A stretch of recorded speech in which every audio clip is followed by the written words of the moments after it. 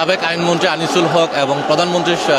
বেসরকারি বিষয়ক উপদেষ্টা সালমান এফ রহমানকে এই মুহূর্তে আদালতে তোলা হচ্ছে এবং আইনজীবীরা এই মুহূর্তে ভুয়া ভুয়া স্লোগান দিচ্ছে এবং এই যে ডিম ছুঁড়ে মারছে তার গাড়ির মধ্যে, এবং আমরা আপনাদেরকে সরাসরি যুক্ত করছি এবং দেখানোর চেষ্টা করছিলাম সবাই ভুয়া ভুয়া স্লোগানে কিন্তু ইতিমধ্যে সিএমএম কোর্টের প্রাঙ্গণটি পুরোটাই ইতিমধ্যে হচ্ছে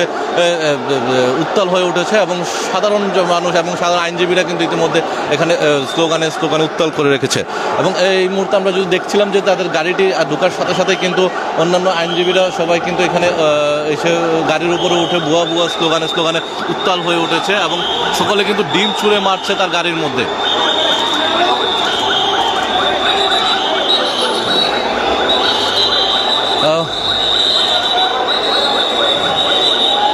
দর্শক, আমরা আপনাদেরকে দেখানোর চেষ্টা করছিলাম এই মুহূর্তে তাদেরকে কিন্তু আইনজীবীরা হচ্ছে স্লোগানে উত্তাল হয়ে উঠেছে।